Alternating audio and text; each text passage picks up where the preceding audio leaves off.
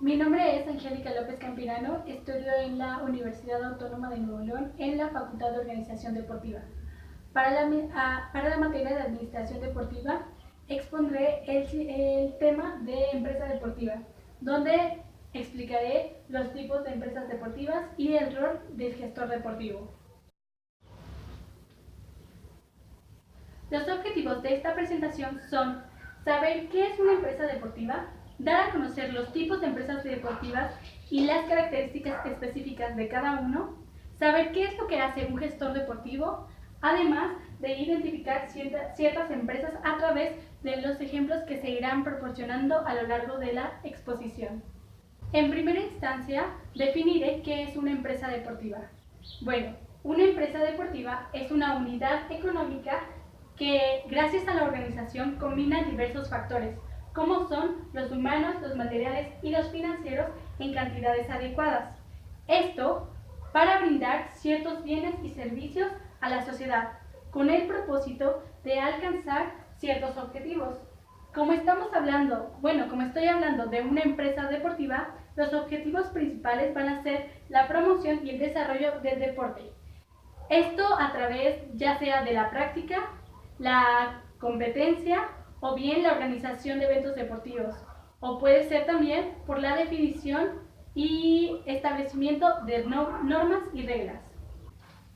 Ya que expliqué qué es una empresa deportiva, ahora voy a explicar cuáles son los recursos que conforman a una empresa. En primer lugar, un recurso son todos aquellos factores que proveen a una organización o a una empresa de los medios necesarios para brindar los bienes o servicios que ellos están ofertando a la sociedad. Los primeros recursos son los factores humanos. Estos se refieren a todo el capital intelectual de una empresa, es decir, a todas las personas que trabajan dentro de ella. Estos factores son los más importantes, ya que ellos controlan los demás recursos para el correcto funcionamiento del proceso de producción. Estos factores tienen ciertas características, por ejemplo, que no son propiedad en sí de la empresa, que sus habilidades son recursos intangibles y que, dependiendo de su conocimiento, es decir, entre más conocimiento y habilidades, mayor remuneración van a tener. Los factores humanos son principalmente los dueños o socios del capital, después van los directivos, la administración y obviamente los trabajadores y los empleados. Los siguientes recursos son los factores materiales. Estos hacen referencia a todos los bienes tangibles de los que dispone la organización o empresa, es decir, toda la maquinaria, el equipo, las herramientas, los bienes muebles, los bienes inmuebles, los vehículos, los edificios, entre otras cosas. Estos factores materiales tienen ciertas características, como son que siempre van a ser tangibles, que estos recursos pueden ayudar a la creación de otros recursos, pero en todo momento estos van a estar apoyando el proceso de producción. Los últimos recursos, pero no los menos importantes, van a ser los factores financieros. Estos se refieren a la capacidad económica que tiene la organización u empresa en todas sus formas, ya sea en inversiones, en efectivo, en gasto, en créditos o bien en ingresos, etc. Estos factores financieros comprenden los medios económicos para poder obtener aquellos recursos necesarios para brindar los servicios y bienes que la empresa oferta a la sociedad. Estos factores económicos tienen diversas características, por ejemplo, que vienen en distintas formas, ya sea en inversiones o en gastos. También tiene la característica de que ellos ponen en marcha todos los demás recursos, es decir, con ellos se va a pagar los materiales, las herramientas, etc. Y obviamente con esto se les va a pagar a los factores humanos, es decir, a los trabajadores, quienes van a poner en marcha el proceso de producción. Otra característica muy importante de estos factores es que su correcta gestión va a ser indispensable, ya sea para que en primer lugar la empresa se mantenga y después vaya creciendo. Bueno, ya que expliqué qué es una empresa deportiva y los factores que intervienen en ella, Ahora voy a explicar cuáles son los tipos de empresas deportivas. Bueno, según el control y manejo de los recursos, las empresas deportivas pueden ser de origen público, es decir, que están controladas por el Estado y que esto significa que cualquier ciudadano puede hacer uso o beneficiarse de los servicios y bienes que ellos ofertan a la sociedad. Otro aspecto de las empresas públicas, empresas deportivas públicas, es que las aportaciones que se hacen a esta empresa son de origen público o estatal. Es por eso que su propiedad corresponde total o parcialmente a las administraciones públicas. Otra característica particular de estas empresas es que las ganancias son canalizadas directamente a empresas o arcas de gobierno o estatales. Otro aspecto muy importante de estas empresas es que su objetivo principal no es obtener una remuneración, sino más bien satisfacer necesidades sociales. Es decir, que el objetivo de estas empresas es brindar servicios y bienes que el Estado considere que la sociedad necesita. En este caso sería en relación al deporte o a la activación física, porque estamos hablando de empresas deportivas. El segundo tipo de empresa, según el control y manejo de los recursos, va a ser la empresa deportiva privada. Las empresas privadas son aquellas que se forman a través de aportaciones privadas de capital. Es decir, que los dueños o socios del capital lo van a invertir para poder ofrecer un bien o servicio con el objetivo de obtener una ganancia. Es decir, obtener una remuneración a cambio del servicio que ellos están ofertando, que ellos están ofreciendo. Otra característica de las empresas privadas es que este tipo de empresas siempre tiene competencias. Es decir, ellas tienen que estar evaluando constantemente el mercado y evaluar sus competencias para poder mejorar su producto que ofertan y así obtener mayores ingresos, mayores ganancias. Otro punto muy importante de estas empresas privadas es que son muy importantes, es decir, son el pilar fundamental o la base de la economía de un país.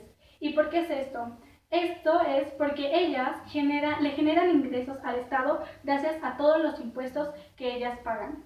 Me parece que la principal diferencia entre una empresa privada y una empresa pública es que las empresas privadas, su objetivo principal va a ser obtener ganancias. Es decir, ellos van a ofrecer un servicio o bien a la sociedad por el cual van a tener que pagar para así poder seguir creciendo, pagarle a sus empleados y obviamente obtener una ganancia. También hay otro tipo de empresas deportivas en base a otro criterio, en este caso según el territorio en el que actúan.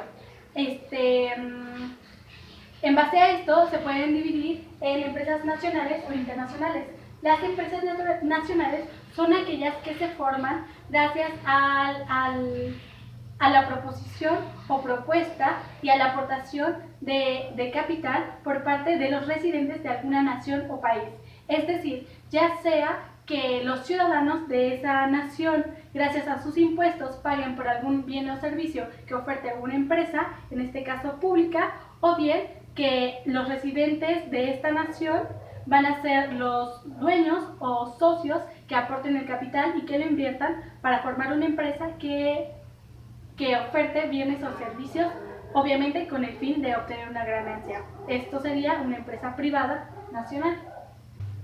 El otro tipo de empresas deportivas van a ser, según el territorio en el que actúan, van a ser las empresas deportivas internacionales.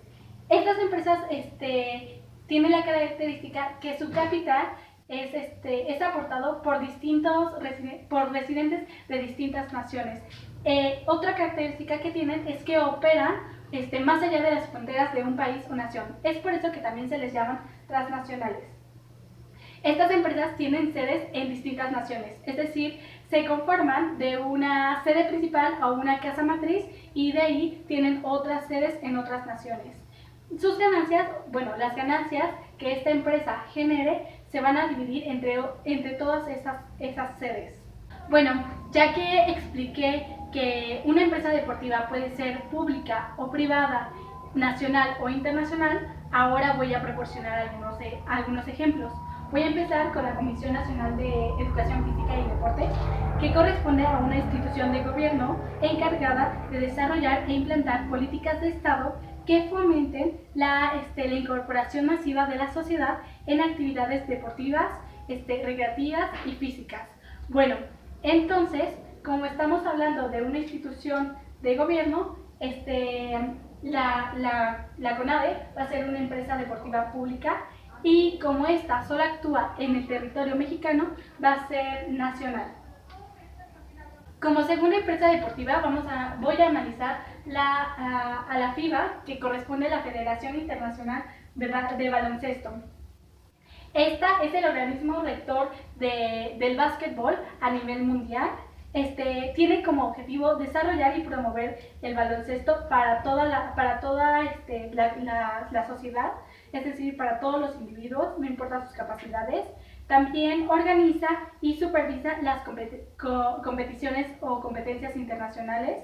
Establece reglas oficiales del baloncesto y, como dato curioso, cuenta con 5 oficinas, una en Asia, otra en América, otra en África, otra en Europa y otra en Oceanía. Bueno, obviamente estamos hablando de una empresa deportiva porque tiene como objetivo promover el baloncesto, define reglas. Es privada porque no es administrada por ningún gobierno y obviamente es internacional porque tiene sedes en distintas partes del mundo y obviamente se aporta capital de distintas partes del mundo. El tercer ejemplo de empresa deportiva va a ser AMED, que es la Asociación Mexicana de Educación Deportiva. Esta corresponde a una asociación que brinda servicios de capacitación en cuanto a deporte y entrenamiento se refiere, es decir, ellos brindan a la sociedad o al público interesado talleres, certificaciones, diplomados y cursos para que estas personas que están interesadas en saber más acerca del deporte y la activación física puedan obtener nuevos conocimientos. Es una empresa deportiva porque promueve también el deporte, no a través de la práctica, pero sí a través de brindar otros servicios teóricos, pues, como son las certificaciones, los diplomados, etc. Es privada porque no es administrada por ninguna institución de gobierno.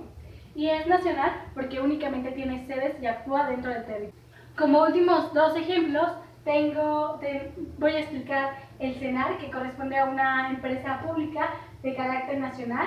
Es el Centro Nacional de Desarrollo de Talentos y Alto Rendimiento, que es una institución que se encarga de proporcionar todos los recursos y el equipo médico, psicológico, académico, deportivo para brindarles a los deportistas de alto rendimiento.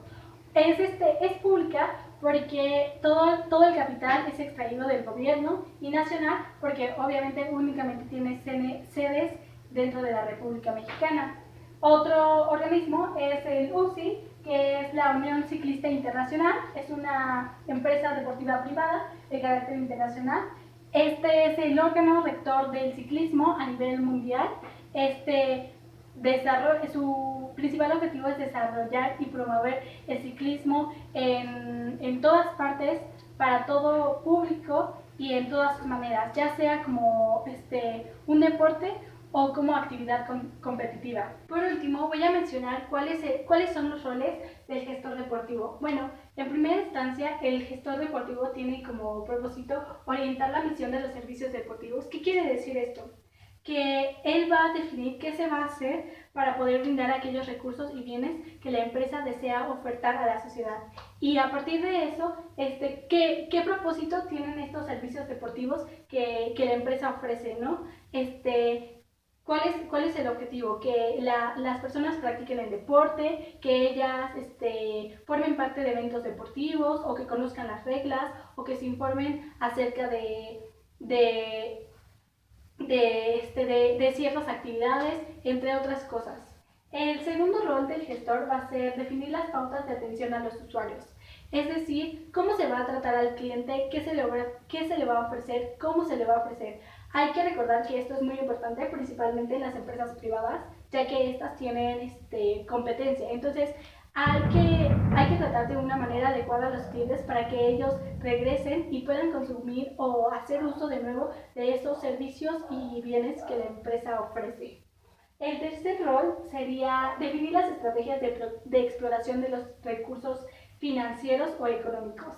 Esto se refiere a cómo se usarán los recursos o el capital para satisfacer las necesidades que la empresa vaya requiriendo y así se pueda brindar un mejor servicio o bien a la sociedad. Es decir, cómo se van a administrar los recursos para poder pagarle a los trabajadores, para poder obtener el equipo de producción, todo eso.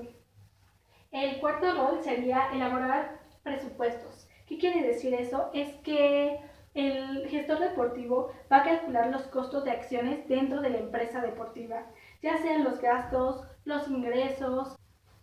Y el último rol, el quinto rol, es aplicar técnicas de promoción. Es decir, el gestor deportivo debe promocionar las actividades, promocionar la empresa y las actividades que se llevan a cabo dentro de esta, para que así la empresa crezca y los usuarios puedan conocer los servicios y bienes que se ofertan para ellos.